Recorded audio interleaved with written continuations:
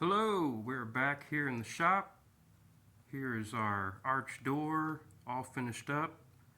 Has primer on it now.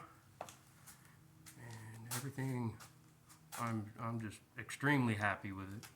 Everything came out just beautiful.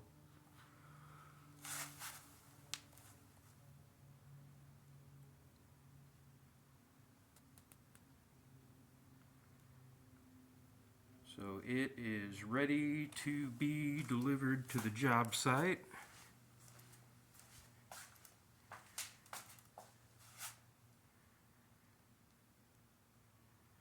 Now with this completed, I have a few more things to wrap up on the jambs and the trim. And I'll show you also, we'll be milling up the back band to the casing trim. Here's the jamb that goes to the arch door that we just wrapped up. I am working on the edge banding process right now, which is where I add a birch veneer to the plywood edge to give it a solid wood look. Also, I had not gone over before how I extended the arch jambs to make them the full length, but basically the same process I used on the doors. There is a biscuit right in the middle there, and then I use 2 pocket hole screws to draw everything together, and that makes for a practically seamless looking joint and will last a lifetime.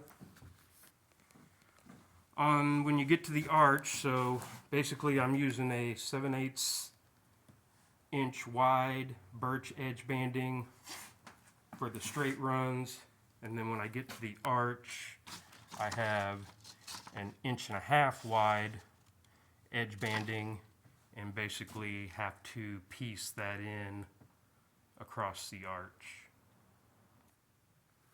The way I go about this,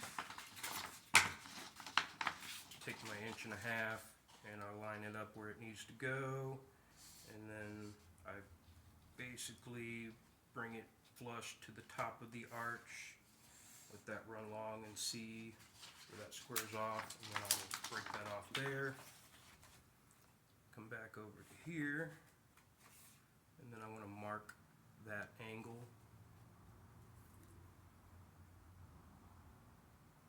Very precisely. And I just basically take a straight edge, line that up on my pencil lines.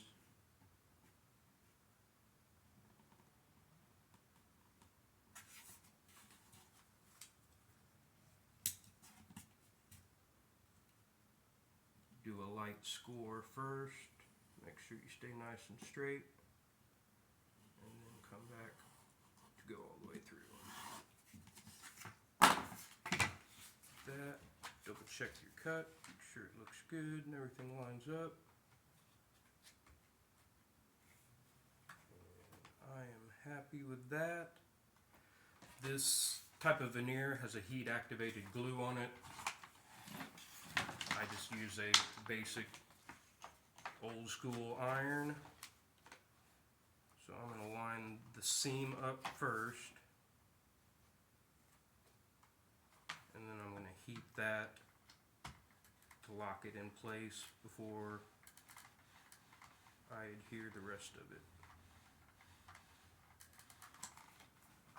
And now with that heated, I'm going to kind of work the 2 pieces together to try to get that seam as invisible as possible, and give that glue a little time to set as it cools down.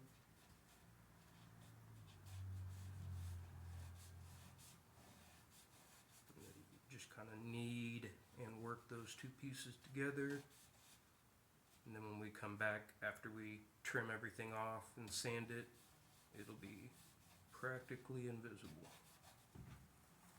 So with that set now, I am good to come back, heat the rest of this.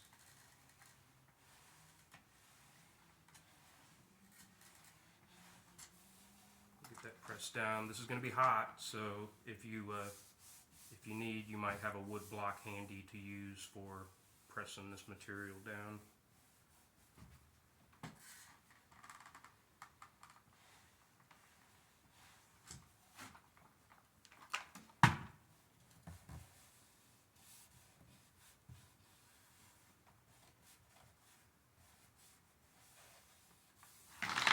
And so that's the first piece. Basically, second piece is going to be the same process, and I'm just going to work my way around. When it comes time to trim this, basically, utility knife, just very, very carefully, you're going to slice that excess material off, flush to the veneer. It is easy to mess up on this part of the process, so just, if you're doing this, take your time, no rush.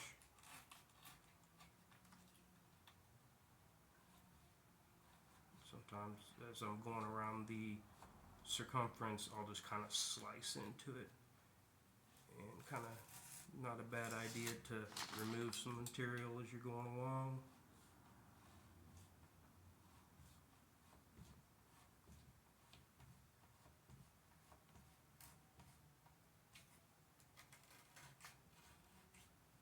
Sometimes you might have to stop and come back the other direction. You kind of got to feel the grain of the wood.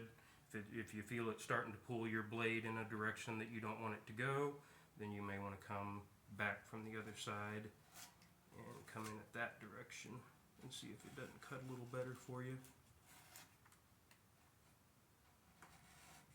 But better to take your time with this than to make a catastrophic mistake.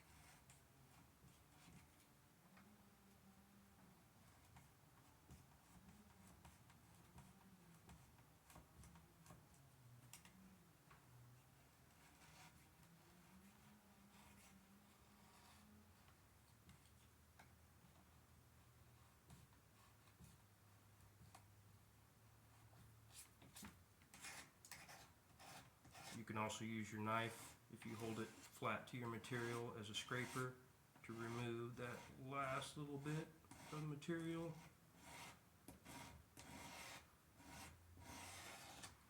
And then sander will do the rest. That basically looks like that.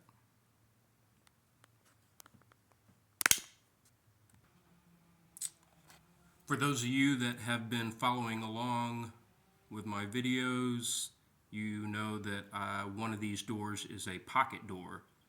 This is the jamb for that pocket door, and I have a slot I need to cut in order for the pocket door to be able to slide back and forth into its pocket.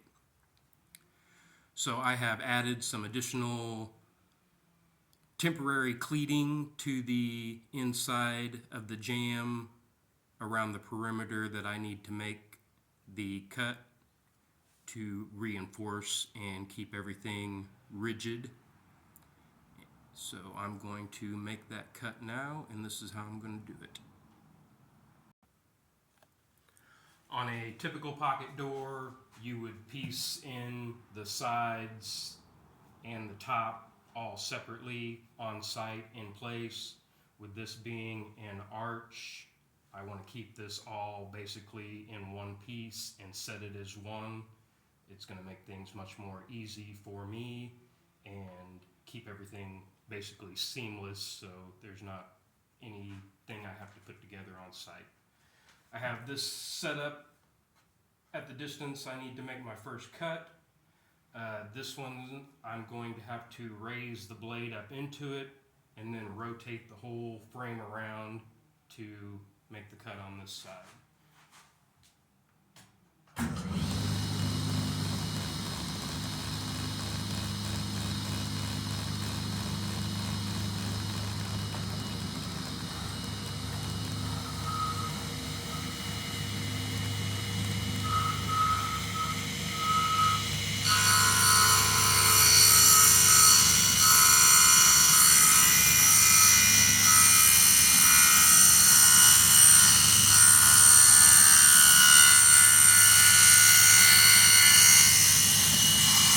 I've already made a line here where my straight side squares off.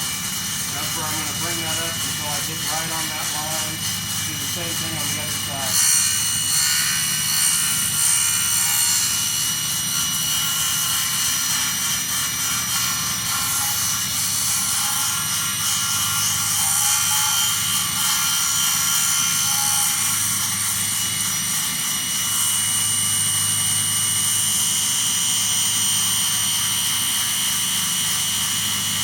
I'm right on my line right there, so I'm going to start rotating around.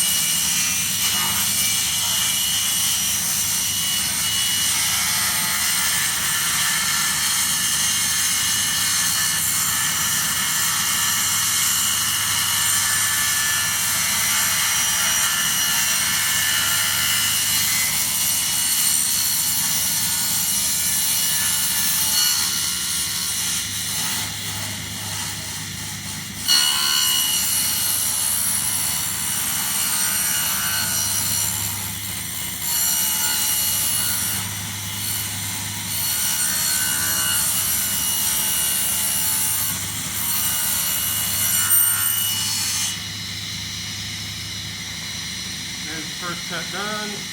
I forgot to lower my blade back down, otherwise I would have cut through my other support pieces there, so that's why I kind of stopped in the middle and had to lower the blade. I didn't want to cut all the way through that.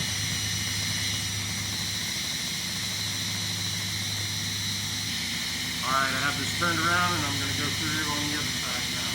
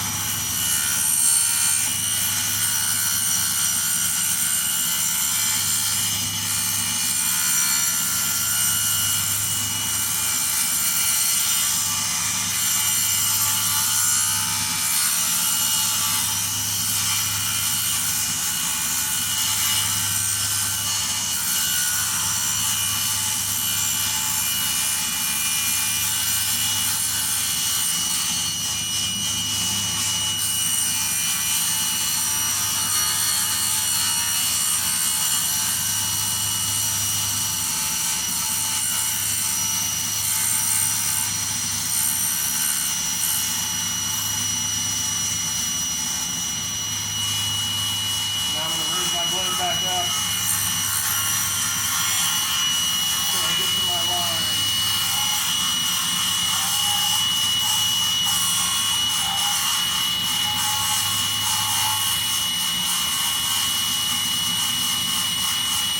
That's it.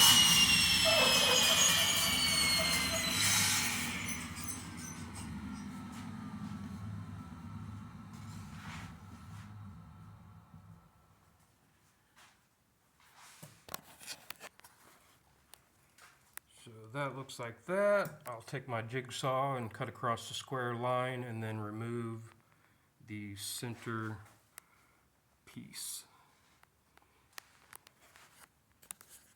Basically down here it's already loose and ready to come out. And so my frame is all ready to go in, still in one piece. last but not least, this is what the casing looks like with the back band applied. So, in this back band is its own hoop. Back up a little bit so you can see it. This one's a pretty big one, but it has basically just 2 radiuses on each side and is cut to fit the top circumference of our casing. And I'll go over the process for making that in the next video. I'll see you then.